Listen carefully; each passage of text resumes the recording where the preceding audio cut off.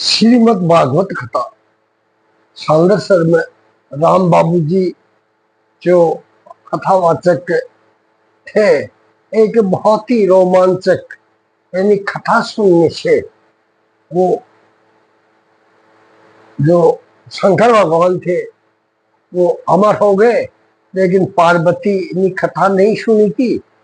इस पर पार्वती को कहा कि मैं अमर हो गया और फिर आपके और हमारे जन्म जन्मांतर में जितनी बार आप खत्म हुई हैं, आपके जो मेरे मुंडन हैं वो आपके हैं और मैं अमर हूँ।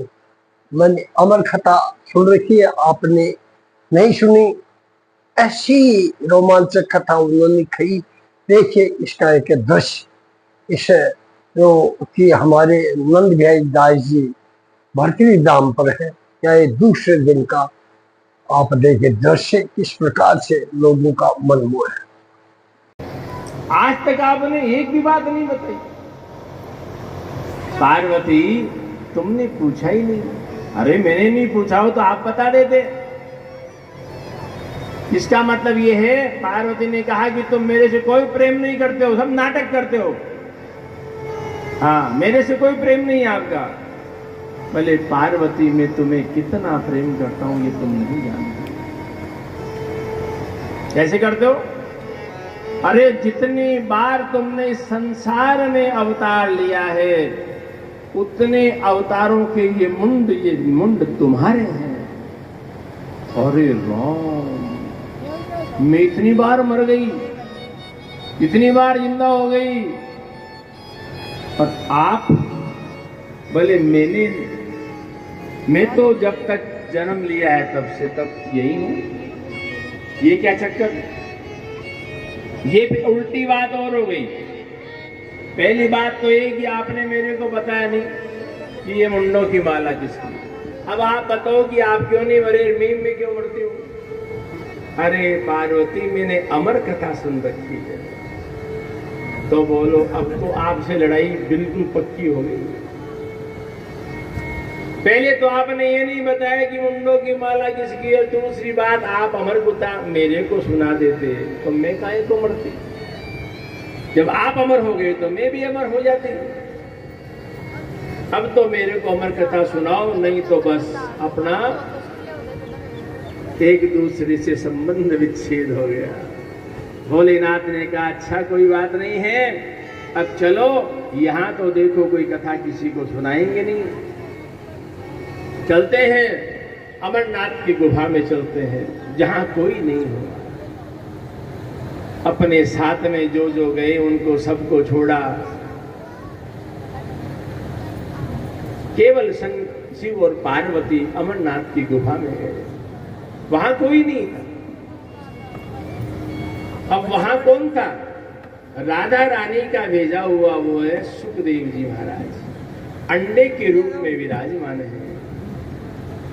भोलेनाथ ने कहा देखो पार्वती, मैं कथा सुनाऊंगा तो आंख बंद करके सुनाऊंगा, और आंख बंद करके सुनाऊंगा तो जब तक हुंकारा सामने से नहीं आएगा तब तक मेरे को कैसे पता चलेगा कि तुम कथा सुन रही हो? बोले हम हुंकारा देंगे।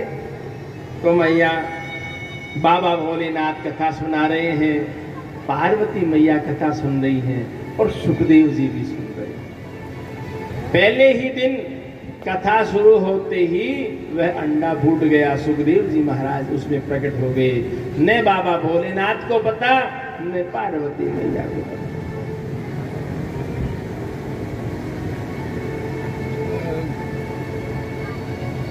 पांच दिन तक पार्वती मैया ने कथा सुनी और 5 दिन 5 रात कथा चलते चलते पार्वती मैया को नींद आने लग गई।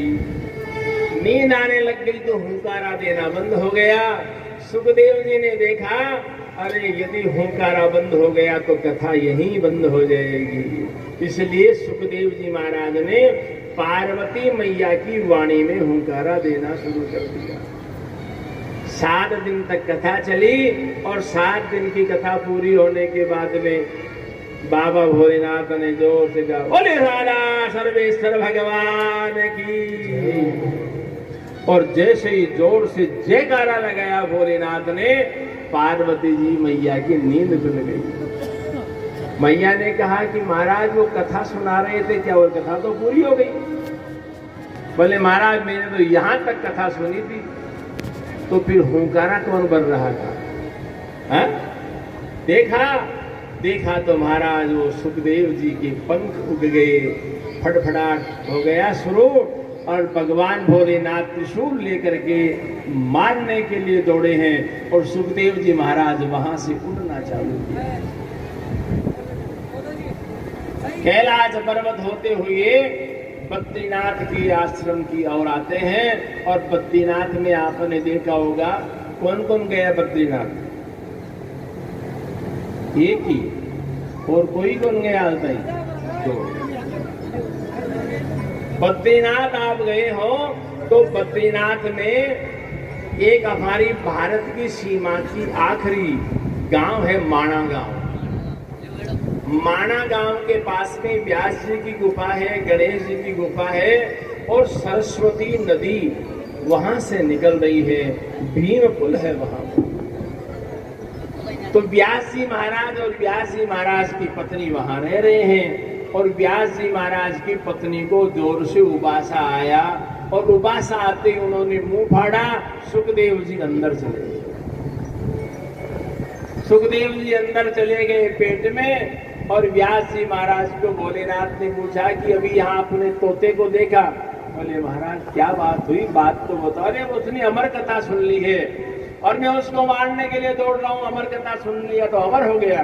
बोले महाराज जब अमर कथा ही सुन ली तो वो मरेगा कैसे? बताइए, वो तो जिंदा है, वो तो परम पिता परमात्मा के श्री चरणों की भक्ति को प्राप्त करने वाला। भोलेनाथ वापस चले गए। अब महाराज व्यास जी की धर्म पत्नी विक्टा देवी, उनके गर्भ के अंदर से मंत्रों की स्तुति चालू हो गई। बार बार मंत्रों का चलना बोलना। व्यास जी की पत्नी कहती है कि महाराज मेरे गर्भ में से मंत्रों की आवाज आ रही है। बोले आपके गर्भ के अंदर कोई दिव्य पुरुष है। अब यहाँ आकर के महाराज जी मंगलाचरण होता है। नारायणं नमस्कृत्य नरं चैव नरोत्तमं देवीं सरस्वतीं व्यासं ततो जयमुदीरयेत्। वासुदेव परावेदा वासुदेव परामखा वासुदेव परायोगा वासुदेव पराक्रिया।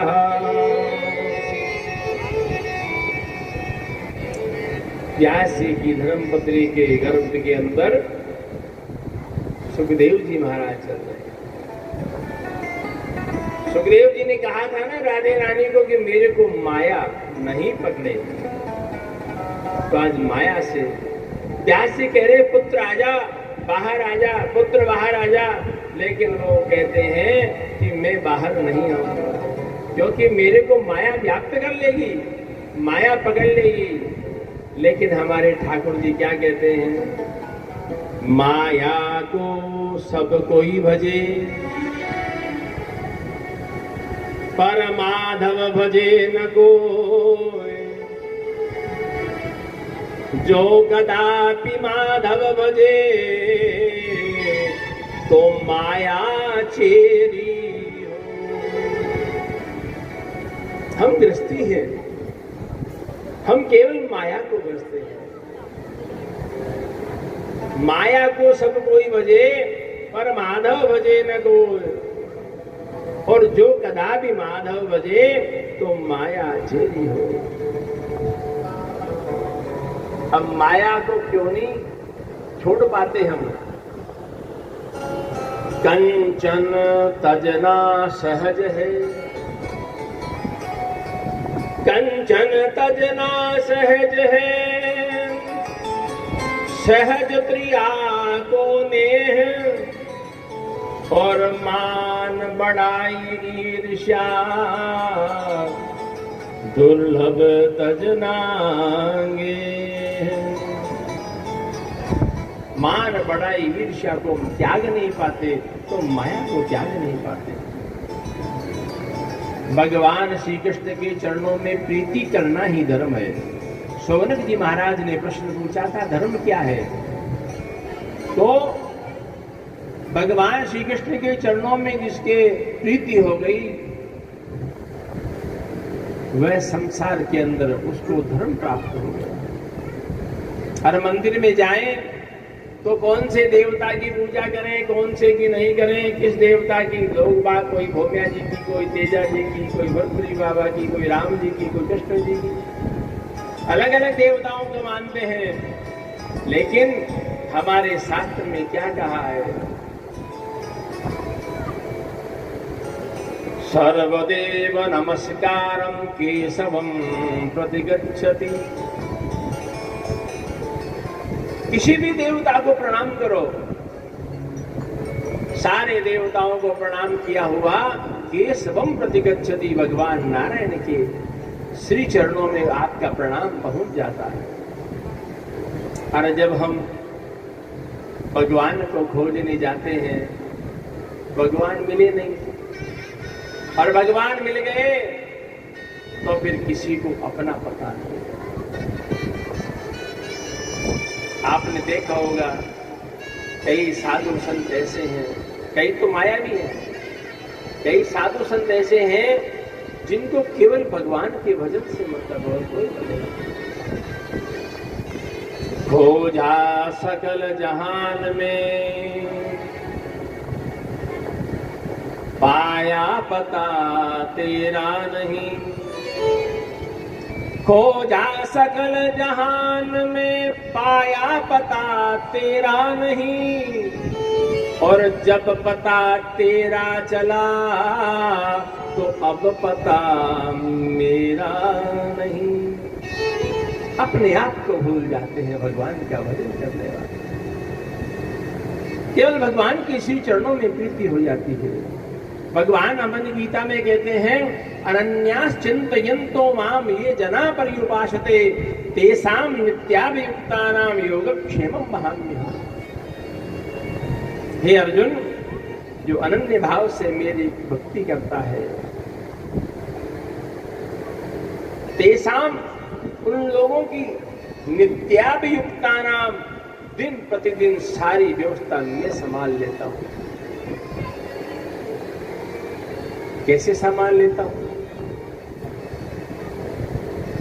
जो भगवान के श्री चरणों में चला जाता है, उसकी प्रीति कैसे हो जाती है? महाराज कहते हैं कि भगवान का भजन करें। क्या करें महाराज? सबसे पहला काम तो ये है कि हमारे को धन आना चाहिए। नहीं दरिद्र सम दुख जग माही, नहीं दरिद्र सम दुख जग माही। संत मिलन सम सुख जग नाही। संत मिलन सम सुख जग नाही। जब जब होई धर्म की हानि, जब जब होय धर्म के हानि। बाढ़हि असुर महाअभिमानी, बाढ़हि असुर अधम। तब तब धरि प्रभु विविध शरीरा, तब तब धरि प्रभु विविध शरीरा।